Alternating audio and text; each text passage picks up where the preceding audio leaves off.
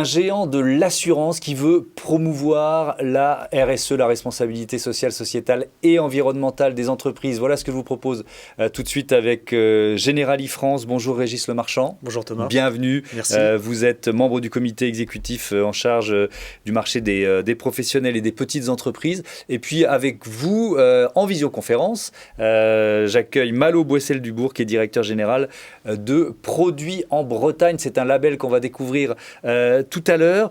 Vous êtes venu pour nous parler de cette initiative. C'est quoi? C'est un concours qui s'appelle Enterprise, c'est ça? Alors Enterprise, c'est une initiative de Generali en Europe, puisque Generali est un assureur essentiellement européen, qui vise à récompenser les entreprises, les PME les plus investies dans le domaine de la RSE.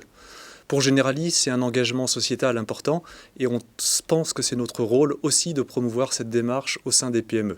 Et donc ce concours, qui va avoir lieu dans toute l'Europe, permettra de mettre en lumière, permettra de donner de la visibilité à toutes les PME qui sont très investies dans le domaine de la RSE. Alors, comment ça va fonctionner? Les PME peuvent candidater, vous allez analyser quoi, quels critères vous allez choisir en quelque sorte? Alors, toutes les PME peuvent candidater. Aujourd'hui, ce sont nos réseaux commerciaux, nos agents généraux, nos courtiers, nos réseaux salariés, nos partenaires qui identifient les entreprises les plus engagées en termes de RSE et qui ensuite, sur la base d'un petit questionnaire, vont nous donner un certain nombre d'éléments sur leur activité et sur leur engagement. Et on va promouvoir les entreprises les plus engagées dans la RSE dans 3 domaines principaux. Le premier, c'est le bien-être des collaborateurs.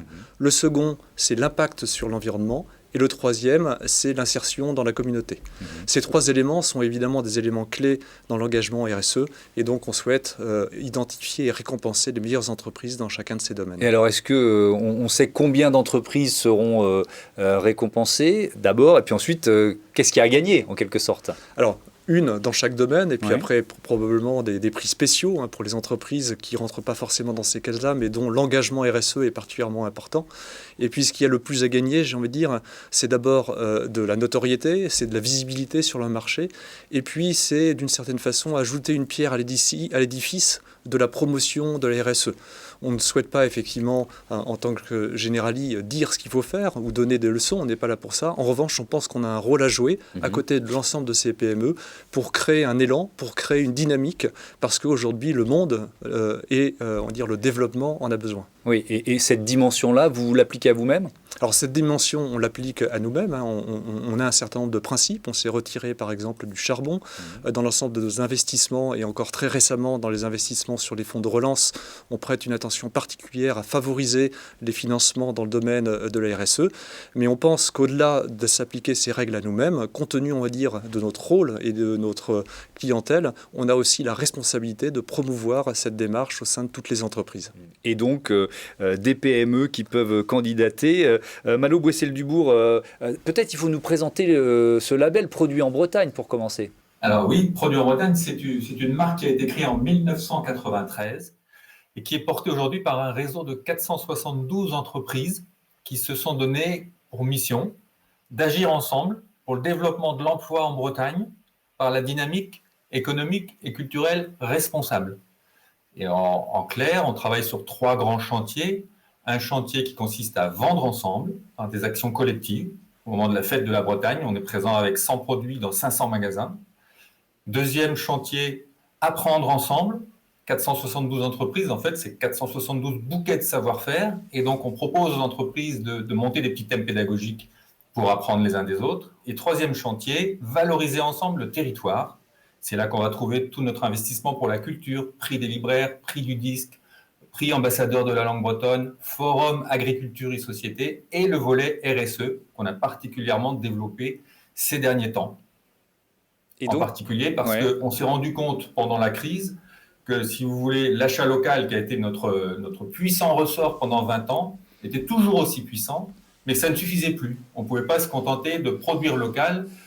Il fallait en plus prendre en compte des attentes sociétales très fortes en matière d'environnement et de société. Et donc, on a monté cet axe de responsabilité sociétale en 3 parties, 2 parties obligatoires pour tous. Quand on rentre dans Produits en Bretagne, il faut que la direction générale s'engage dans sa stratégie à introduire la RSE.